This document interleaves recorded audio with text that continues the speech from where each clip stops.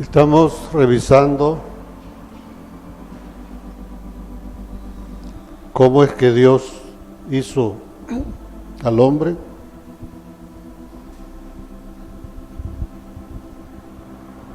Y luego que lo hizo, los primeros mandamientos que le dio. Esos mandamientos siguen vigentes para nuestras vidas. Ahora, según Génesis 2, el ser humano tiene a su disposición tres tipos de conocimientos. El primero que Dios ordenó es el conocimiento representado por el árbol de la vida. Son muy pocas las personas que han tenido acceso a ese conocimiento. Podríamos mencionar a Daniel, a Moisés, a Pablo. Pero actualmente se hace difícil decir que alguien ha llegado a eso, ¿no? Veamos un requisito para comer de ese árbol, el conocimiento de ese árbol. En Apocalipsis 22:14 dice: bienaventurados los que lavan sus ropas para tener derecho al árbol de la vida.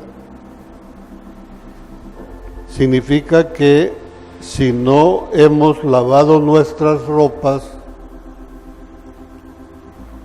no tenemos derecho a ese conocimiento. Si vamos a Oseas 6, versículos 2 y 3, dice: nos dará vida después de 2 días, en el tercer día nos resucitará y viviremos delante de Él y conoceremos y proseguiremos en conocer. Ubiquémonos en el tiempo. Esta es una palabra profética que tiene que ver con nuestro Señor Jesucristo. Él dijo que iba a trabajar 2 días y al tercer día nos iba a resucitar. Pero después de que seamos resucitados, si alcanzamos eso, vamos a seguirlo conociendo. Ese conocimiento no lo tenemos disponible ahora. Es el conocimiento que tiene que ver con el árbol de la vida. Es el conocimiento que Dios le mostró a Pablo cuando él subió al tercer cielo. No está disponible ahorita para nosotros, ¿no? Y el requisito, o sea, para nosotros, el requisito para tener acceso a ese conocimiento es lavar nuestras ropas. Y nuestras ropas, según la palabra de Dios, tienen que ver con nuestras obras. Dios quiere que hagamos obras justas. Entonces, puede surgir la pregunta, bueno, ¿y entonces cómo hacemos? para nosotros, el árbol de la vida, el conocimiento que tiene que ver con el árbol de la vida, es este libro.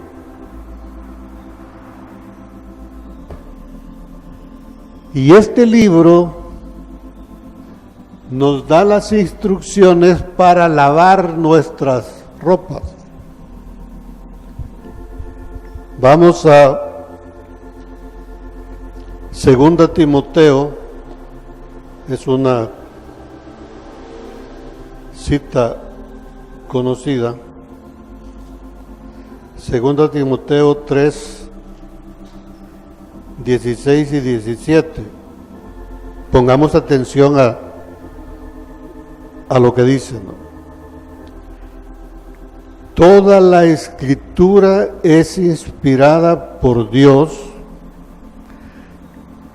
y útil para enseñar, para redarguir, para corregir, para instruir en justicia, a fin de que el hombre de Dios sea perfecto, enteramente preparado para lavar sus ropas, enteramente preparado para buenas obras, obras justas. Entonces este libro es el que me va a permitir lavar mis ropas, mis obras. Es la misma idea que aparece en Efesios, para que puedan ver cómo la escritura es congruente con lo que nos dice, ¿no? Efesios 4, 11 y 12. Dice, bueno, en el 11 está hablando de profetas y maestros y todo, pero lo que los profetas, los apóstoles, los maestros hacen es enseñarnos esta palabra, el contenido de este libro. Y dice en el 12, a fin de perfeccionar, es lo mismo que dice allá 2 Timoteo, que toda la escritura es útil para perfeccionar a los hombres, a fin de perfeccionar a los santos para la obra del ministerio, para la edificación del cuerpo de Cristo. Yo les he dicho en otras ocasiones que todo lo que tiene que ver con esto son las buenas obras según Dios. Si no conocemos lo que este libro dice, y desafortunadamente ese es el común denominador en el pueblo de Dios, ¿cómo vamos a hacer esas buenas obras? ¿Cómo vamos a vestirnos de vestiduras blancas si no conocemos el libro? Todas las demás obras que el hombre hace pueden ser buenas, pero no forman la vida de Cristo en nosotros. Y por eso el Señor Jesús dice en Lucas, lo vimos el domingo pasado, en Lucas 16, versículo 15, dice, entonces les dijo, vosotros sois los que os justificáis a vosotros mismos. Cuando no conocemos la palabra, nos justificamos a nosotros mismos, porque es lo que tenemos, no disponemos de la palabra. Entonces dice, nos justificamos a nosotros mismos delante de los hombres, mas Dios conoce vuestros corazones, porque lo que los hombres tienen por sublime, lo mejor que ustedes pueden ver como de una obra humana, lo mejor, y el hombre puede hacer cosas maravillosas, increíbles, buenas.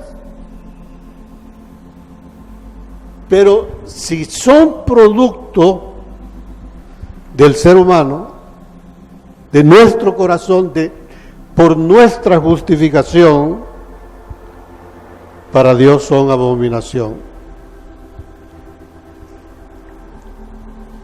Veamos una cita más, vamos a Efesios 2, versículos del 8 al 10. Dice, porque por gracia sois salvos por medio de la fe, y esto no de vosotros, pues es don de Dios, no por obras, para que nadie se gloríe, porque somos, aquí por favor pongan atención en esto, porque somos hechura suya, creados en Cristo Jesús para buenas obras. Otra vez la misma idea. Ningún creyente puede hacer buenas obras según Dios desde el momento que lo recibe. O sea, no porque lo recibió ya puede hacer buenas obras. Puede hacer buenas obras según los hombres, pero no según Dios. Dice, somos hechura suya. Porque a los que lo recibieron les dio potestad de ser hechos hijos de Dios. Entonces primero el Señor va a hacernos, primero va a hacer algo con nosotros. Ese algo, ahora ya entendemos un poco más de qué se trata. Es transformar lo que somos en lo que Él es. Esa es la hechura. Él va a hacernos eso. Y luego sopla su espíritu, la parte creadora, y le da el poder a esa criatura para que haga las mismas obras que Él hace, ¿no?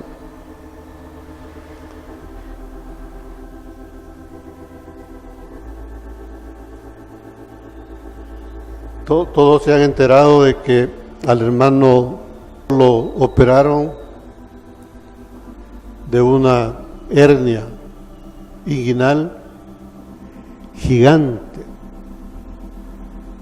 Eso significa que casi la mitad de los intestinos estaban metidos en esa hernia.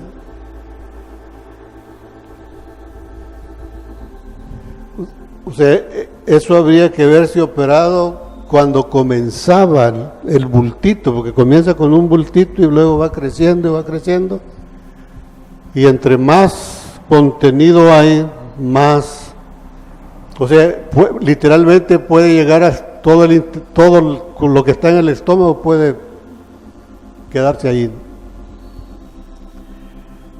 Hace 40 años yo lo hubiera operado.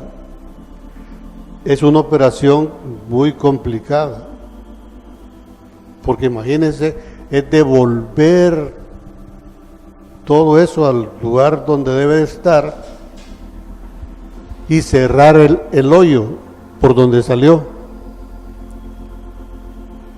Pero a la edad de él ya los tejidos ya no están muy bien. Entonces ya no se puede cerrar con los mismos tejidos y hay que poner algo, una tela, y esa tela tiene que pegarse a los tejidos para detener que ya eso no se salga. O sea, es complicado. Pero para poder hacer esa operación, en la Facultad de Medicina primero forman lo hacen, lo transforman a una persona y lo hacen médico general. Y la cosa no termina ahí. Después de haber sido médico general, tiene que recibir un entrenamiento específico en el área de cirugía. Y hasta que termina ese proceso, una persona está capacitada para poder hacer esa operación. Solo estoy haciendo un paralelismo. Así es en lo espiritual. Es lo que está diciendo Timoteo y lo que nos dice Efesios también.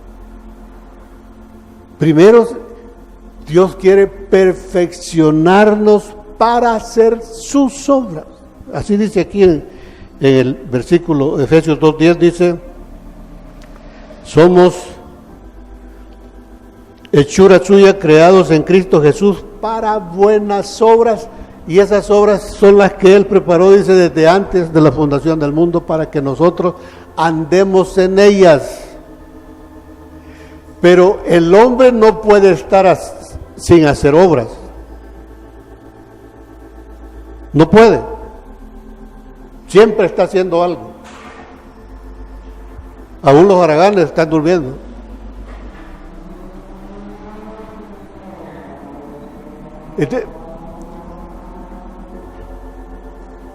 Esa persona que ha sido entrenada para hacer ese tipo de operación hace otras cosas. Puede estudiar música y aprender a tocar un violín.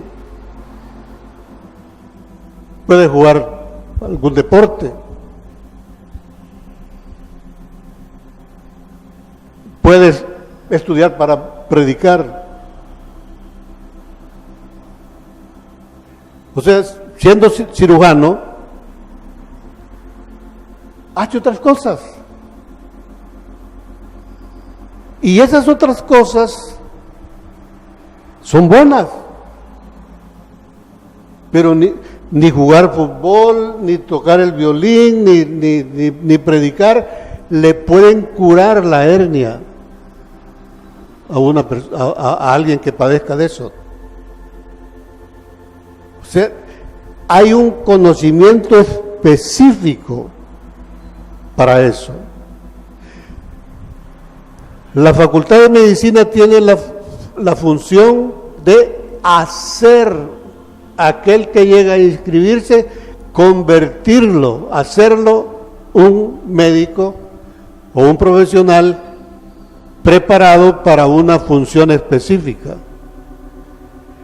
Cualquier otra función que haga puede ser buena, pero para la facultad es abominación, porque no fue para eso que lo preparó.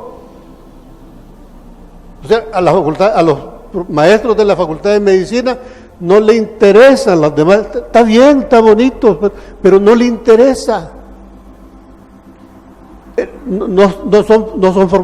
no forma para eso. Eso mismo, ese mismo pensamiento es lo que está sucediendo acá, ¿no? El conocimiento del árbol de la vida es específicamente, es un conocimiento específico para formar la vida de Cristo en nosotros. De ahí podemos tener muchas otras, o sea, el conocimiento de los otros árboles, pueden comer de todo. O sea, Pablo decía, todo me es lícito, pero no todo me conviene para formar a Cristo en mi vida. Entonces nosotros ahorita, pongámonos en orden.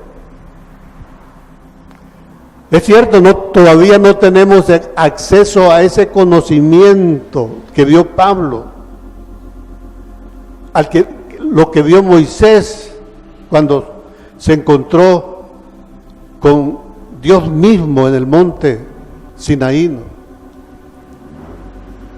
Si bien no tenemos acceso a eso, ahora tenemos el acceso para recibir las instrucciones para lavar nuestras ropas, para que nosotros hagamos buenas obras según Dios. Y esas, al salir vencedores de eso,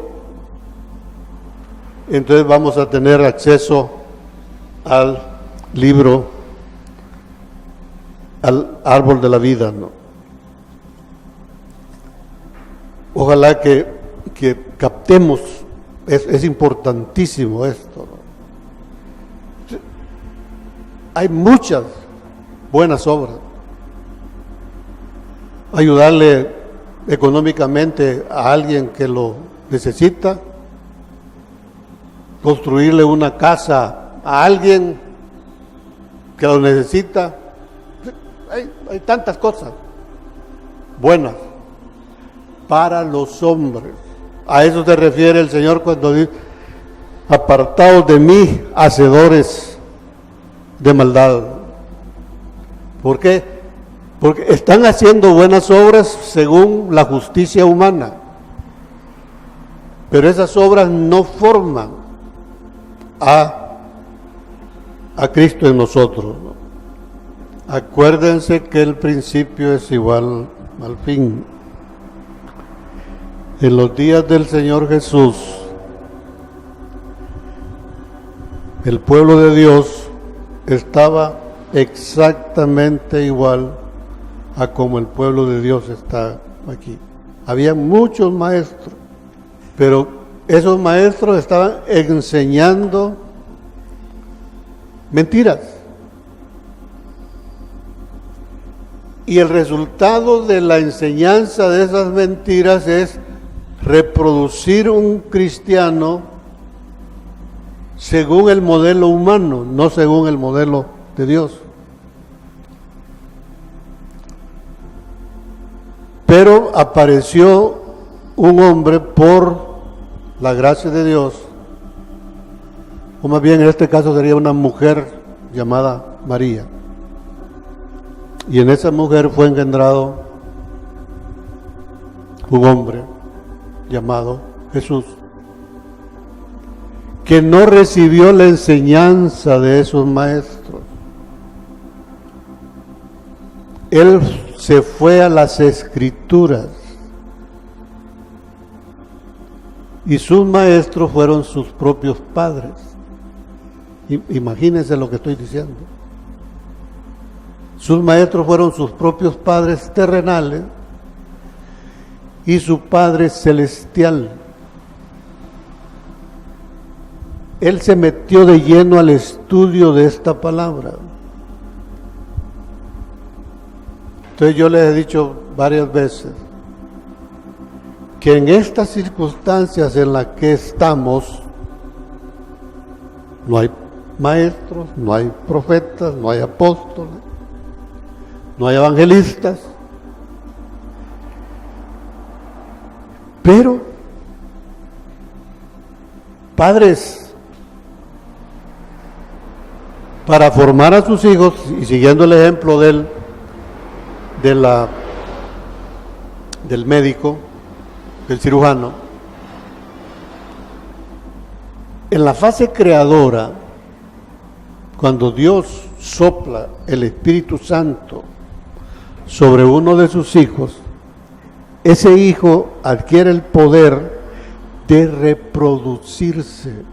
Esa es la fase creadora. Primero es la hechura, después viene la fase creadora.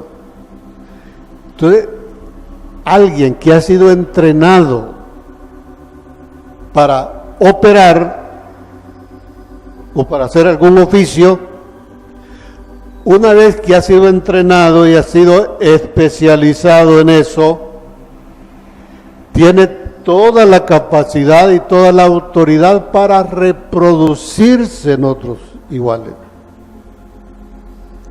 Pero si no hay maestros, La única condición que nos queda es depender de nosotros mismos, y por eso hemos estado insistiendo, hay un método que la misma, fíjense, hay un montón de libros que dice método para estudiar la Biblia. ¿Y qué es el método? Es reproducir la enseñanza de esos maestros. Cuando uno escudriña la Escritura, uno se da cuenta de la misma Biblia me dice cuál es el método que debo estudiar. Y en un 90 o más % es por parábolas. Yo acabo de usar una parábola y creo que me han entendido lo que estoy diciendo. Usted puede pasar diezmando, puede pasar predicando, puede evangelizando, puede asistiendo, puede estar haciendo un montón de cosas, pero si no hace lo que este libro dice, la vida de Cristo no se va a formar. Todo lo contrario, lo que va a suceder es que aquel poquito que lograron nuestros padres espirituales de hace 100 años, se ha ido perdiendo. Entonces, hoy la iglesia es más mundana que nunca. Es increíble cómo está la iglesia. Entonces, urge que haya hermanos, Dios los ha llamado a cada uno de nosotros, que al ver, Señor, dame ojos para ver por tu espíritu, que veamos la condición espiritual del pueblo de Dios y nos entre el deseo profundo de corregir eso y comenzar y estudiar. Entremos en el proceso de formación. Entonces, si estamos en el proceso de información, de formación, no tenemos obligación de andar haciendo milagros. Tenemos que formarnos primero. Entonces, primero tenemos que formarnos, y ese proceso de formación, olvídense, si lo vemos en la figura de la formación de un médico, estamos hablando de 15, 18, 20 años para formar a alguien. Pero las cosas espirituales no son así. A Dios lo que le interesa es que nos metamos, que tomamos la iniciativa, la disciplina. Y hermano, esa fase es estéril, difícil, aburrida.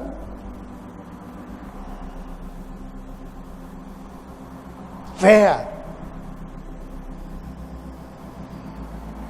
Porque resulta que uno hace el intento y no entiende nada y entonces dice, ¿para qué sigo?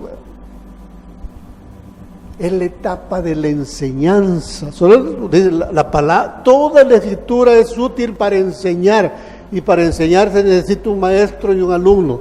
Aquí está el maestro, que es el Espíritu Santo, y yo soy el alumno. Me tengo que sentar y tener paciencia y volver a leer y volver a leer. Y se necesita también un poco de imaginación. Vamos a Éxodo 4:22.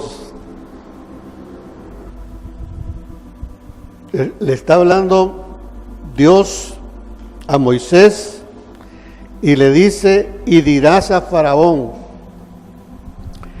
Jehová ha dicho así,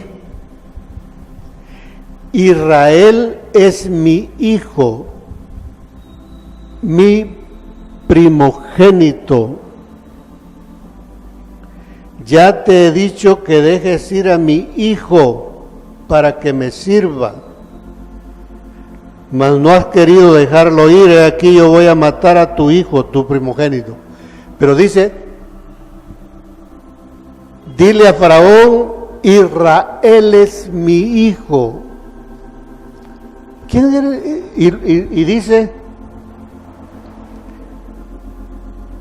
mi primogénito.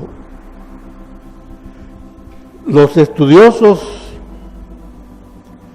de estas cosas hacen un cálculo que más o menos ahí habían 2 millones de personas, las que salieron de Egipto. De esas 2 millones de personas, digamos bueno, en Cristo no hay diferencia, ¿no? Son 2 millones, son 2 millones. Ese era Israel. Y entonces viene Dios y le dice a Moisés, dile a Faraón que este pueblo de 2 millones es mi hijo, mi primogénito. ¿Cuántos hijos tiene Dios? Solo uno. Y está diciendo, este es mi hijo, mi primogénito. ¿Qué está pasando ahí?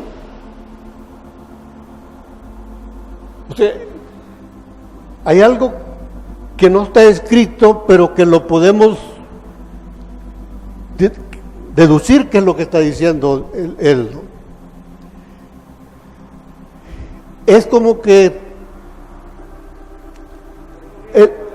el día que Dios llamó a la hermana y ella se convirtió, entonces Dios dice, ella es mi hijo, mi primogénito. Pero no está diciendo que ya es, sino que la está tomando por hijo para comenzar la hechura. Va a comenzar a transformarla. ¿Y qué es lo que va a hacer él? Meter a su hijo. O sea, no es la hermana, a su hijo, él solo tiene uno. Esa deducción no está ahí, pero es de inferirla, ¿no? Así se estudia la Biblia. Cuando dice, Israel es mi primogénito, ¿qué es lo que quiere hacer Dios ahí? Meter a Cristo en cada... Él es su hijo, no los humanos. Pero cuando Él transforma, Él mete a su hijo en cada uno, todos es como que si fuera solo uno. Y entonces dice, Él es mi hijo, mi primogénito. Entonces, así estudiamos, entonces, vamos aprendiendo.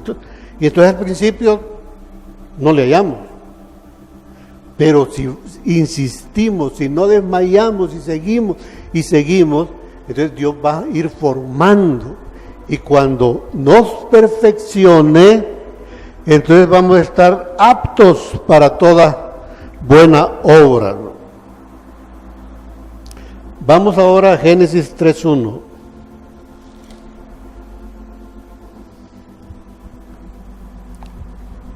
Acuérdense también que para el estudio de la palabra necesitamos conocer su lenguaje. Entonces dice aquí en Génesis 3:1, pero la serpiente era astuta más que todos los animales del campo que Jehová Dios había hecho. Según el lenguaje de Dios, ¿quién es la serpiente? La serpiente, dice Dios, que es Satanás. Para aquellos que puedan tener alguna duda, vamos a Apocalipsis 12, versículo 9. Y fue lanzado fuera el gran dragón, la serpiente antigua que se llama Diablo y Satanás. O sea, en el lenguaje de Dios, la serpiente representa a Satanás. Y según aquí Apocalipsis también, si hablamos de dragón, está hablando de Satanás. Entonces,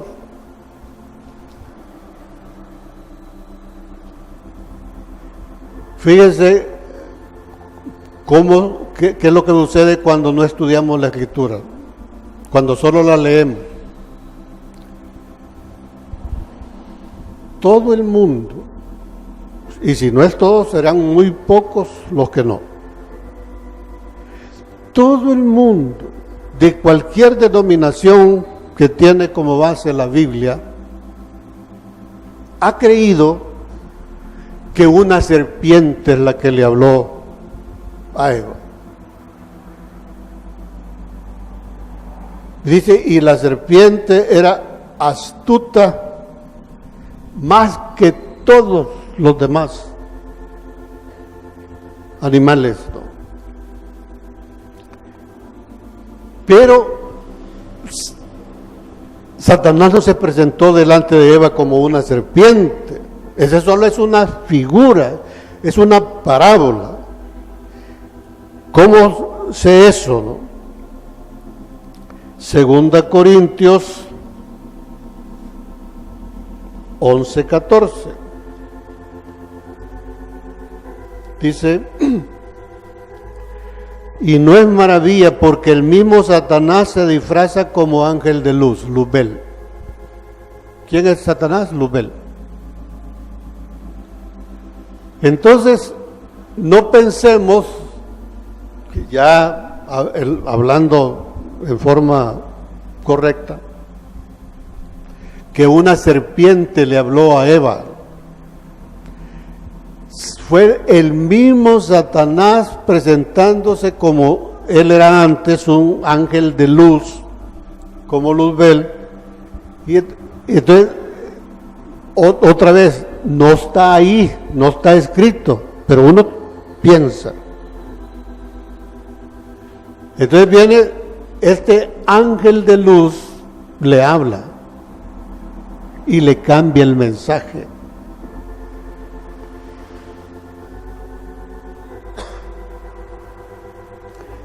Fíjate que Eva jamás había visto a Satanás. No sabía. Ella había visto a Dios, los ángeles, el huerto, todo aquello maravilloso. Entonces se presenta un ser luminoso, un ángel de luz. Y le dice, con que Dios te ha dicho que no comas de todos los árboles. Ella no le tuvo miedo. Porque no sé cómo eran las cosas ahí en ese nivel celestial. Si también las mujeres ahí le tienen miedo a la serpiente. Pero hasta donde yo sé, ver una serpiente da miedo, ¿no? Pero Eva no tuvo miedo porque no fue una serpiente, fue un ángel de luz. Y así son las cosas, ¿no?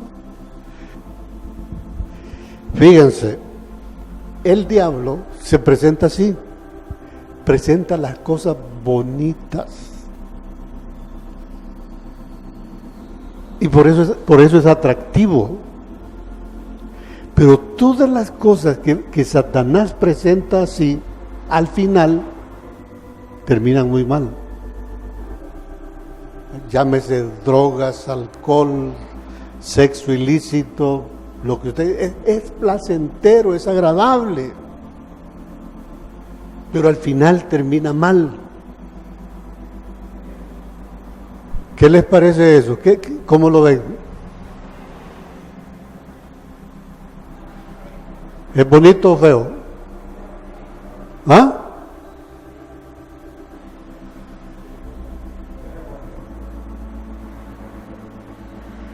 Yo cuando lo vi me pareció muy bonito, ¿no?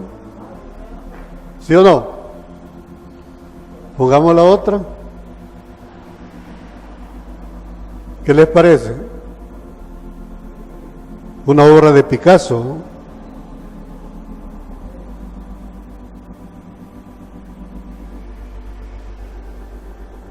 La primera es una bacteria, se llama Escherichia coli. No sé si la han oído mencionar. Puede matar a la gente. Y miren, y que aparentemente bonita, ¿no?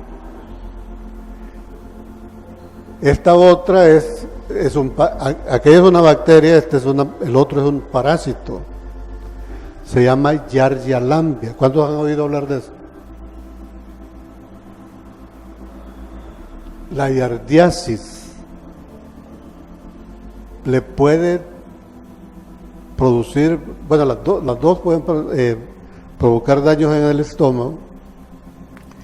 Entonces, tienen una apariencia bonita, pero pueden producir desastres. Así Satanás. Y siempre ha sido así. Satanás presenta las cosas bonitas y hay que tenerle miedo. Cuando le hablen de dinero, de obtener dinero fácil, cuídese, tenga cuidado. En cambio, Dios es todo lo contrario, presenta las cosas difíciles.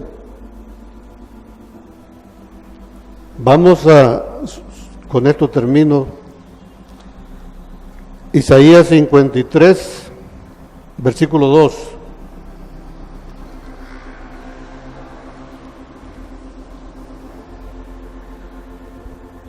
Dice: subirá cual renuevo delante de él y como raíz de tierra seca.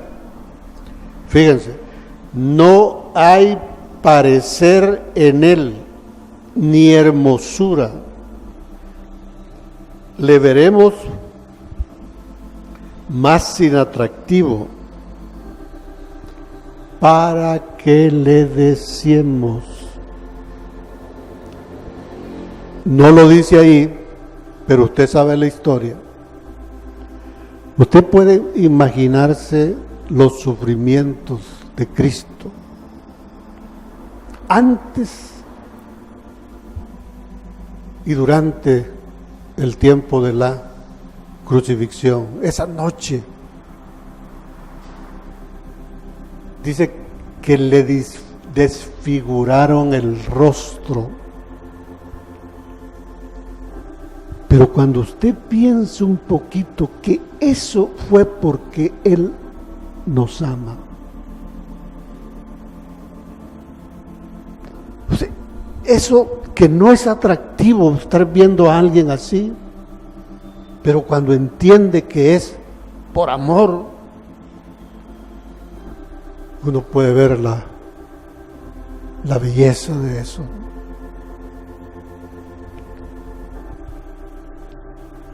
Otra cita, Hechos 9.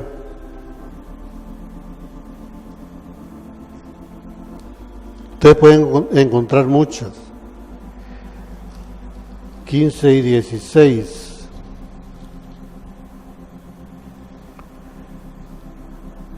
El Señor le dijo, aquí está hablando Jesús a Ananías, para que visite a Pablo. El Señor le dijo: ve, porque instrumento escogido me es este para llevar mi nombre en presencia de los gentiles y de reyes y de los hijos de Israel. Imagine qué lindo esto. Dice: instrumento escogido me es este para llevar mi nombre en presencia de los gentiles y de reyes y de los hijos de Israel. Usted va a ser un gran predicador y ¿cómo se llama? Y va a ser muy famoso y todo esto, va a tener una gran iglesia y todo, ¿no? Pero dice el 16: porque yo le mostraré cuánto le es necesario padecer por mi nombre. Al nomás recibir a Cristo, Jesús le dice a Pablo: te voy a mostrar lo que vas a padecer por mi nombre. ¿Qué es lo que dice la gente? No, si es así, mejor no. No, pero Dios es así. Nos muestra lo feo al principio, pero al final es maravilloso. Es lo contrario. El diablo les presenta las cosas lindas, cómodas, fáciles, pero al final de eso es destrucción.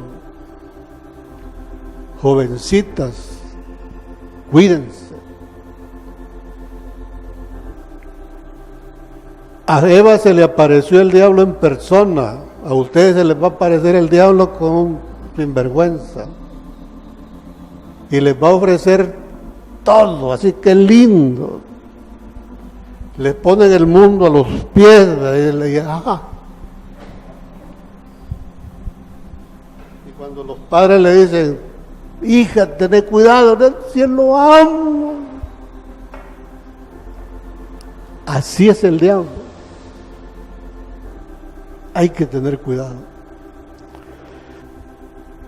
La idea es esta, que Dios, lo van a ver por muchas escrituras.